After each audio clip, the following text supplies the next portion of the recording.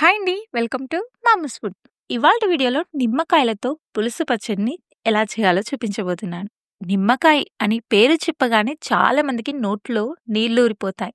ఇది పుల్లగా, కారంగా ఉండే ఈ పచ్చడిని వేడి వేడి అన్నంలోకి వేసుకొని తింటే చాలండి కడుపు నిండిన అనుభూతి వస్తుంది. మరి ఈ పచ్చడి మనకి పర్ఫెక్ట్ గా కుదరాలి అంటే కొన్ని టిప్స్ పాటించితే సరిపోతుంది. పైగా దీనికోసం నిమ్మకాయ ముక్కల్ని ఊరనివ్వాల్సిన పనే లేదు. అప్పటికప్పుడు కూడా చేసుకోవచ్చు. అయితే ఈ పచ్చడి చేయడానికి ఎక్కువ టైం ఏం పట్టదు. చాలా ఈజీ ప్రాసెస్. అలానే రెగ్యులర్ గా చేసుకునే నిమ్మకాయ పచ్చడి కన్నా రసంతో చేస్తే ఇంకా బాగుంటుంది. మరి ఈ ఇన్స్టెంట్ పచ్చడిని మరి ఎలా చేయాలో ప్రాసెస్ లోకి వెళ్ళి చూసేద్దాం. ఇక్కడ నేను పచ్చడి కోసం ఫ్రెష్ గా ఉండే పండిన నిమ్మకాయలు తీసుకున్నానండి. మనకి పండిన నిమ్మకాయలు అయితేనే మంచి రసం వస్తుంది. అలానే టేస్ట్ కూడా చాలా బాగుంటుంది. మీకు మెజర్మెంట్ తో సహా చూపిస్తాను. ఇక్కడ వచ్చేసి వెయిట్ మిషన్ మీద గిన్నె వెయిట్ అనేది 0 వచ్చేలా చూసుకొని గిన్నెలోకి నిమ్మకాయలను వేసుకోవాలి. నిమ్మకాయల వెయిట్ వచ్చేసి 1/2 kg మీద 20 grams వచ్చేసింది. ఇప్పుడు వీటిని శుభ్రంగా కడిగేసి ఒక ప్లేట్ లోకి వేసుకొని పొడి క్లాత్ తో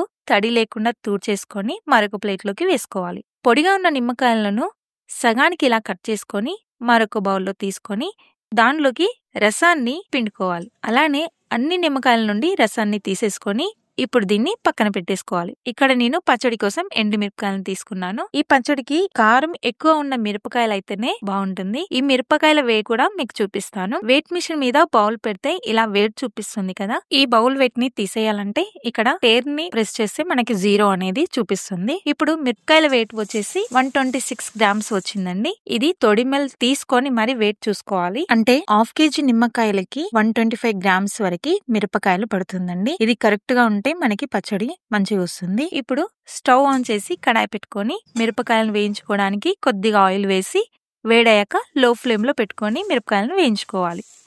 ఇది కలిపేసుకొని ఇందులోకి 2 స్పూన్ల వరకు ఆవాలు, 1 స్పూన్ మెంతులు వేసి ఒక 10 minutes కలుపుతూ వేయించుకోవాలండి. కలర్ మనకి రావాల్సిన అవసరం లేదు. వేయించుకున్న మిరపకాయలు పూర్తిగా చల్లారిన తర్వాత ఒక మిక్సీ జార్ లోకి వేసుకొని ఇందులోకి చిన్న కప్పు వరకు కల్లుప్పు అనేది వేసుకోవాలండి. ఇప్పుడు దీన్ని మొత్తాన్ని మెత్తగా మిక్స్ పట్టుకోవాలి. ఇలా మెత్తగా వచ్చిన దాంట్లోకి మనం ముందుగా రెడీ చేసి పెట్టుకున్న రసాన్ని వేసి కలుపుకొని మరొకసారి మిక్స్ పట్టుకోవాలి. ఇలా మెత్తగా రావాలి. ఎక్కడ కూడా బరగగా ఉండకుండా మెత్తగా మిక్స్ పట్టుకోవాలి.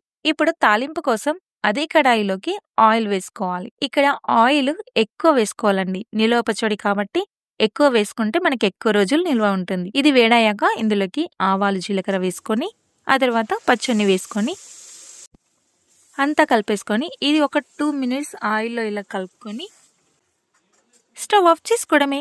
అంతేనండి. నిమ్మకాయ పులుసుతో పచ్చడిని ఈ విధంగా ఒకసారి ట్రై చేసి చూడండి. టిఫిన్స్ లో గానీ పప్పులో గానీ వేసుకుంటే కమ్మగా ఉంటుంది. ఇది ఒక డబ్బాలో స్టోర్ చేసుకుని ఫ్రిడ్జ్ లో పెట్టుకుంటే ఎక్కువ రోజులు కూడా ఉంటుంది.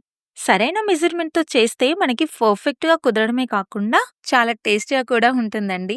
రెగ్యులర్ గా చేసుకునే నిమ్మకాయ పచ్చడి కన్నా నిమ్మకాయల రసాలతో ఈ విధంగా చేస్తే కూడా పచ్చడి కూడా మంచిగా కుదురుతుంది. మరి మీరు కూడా ఈ రెసిపీని తప్పకుండా ట్రై చేయండి. మనకి ఎప్పుడు కావాలంటే అప్పుడు ఈ పచ్చడిని వేసుకొని తిన్నారంటే చాలా బాగుంటుంది. మరి మీరు కూడా తప్పకుండా ట్రై చేయండి. మరి నా వీడియో మీకు నచ్చినట్లయితే లైక్ చేయండి, షేర్ చేయండి, సబ్స్క్రైబ్ చేసుకోవడం మాత్రం అస్సలు మర్చిపోవద్దు. Thank you for watching.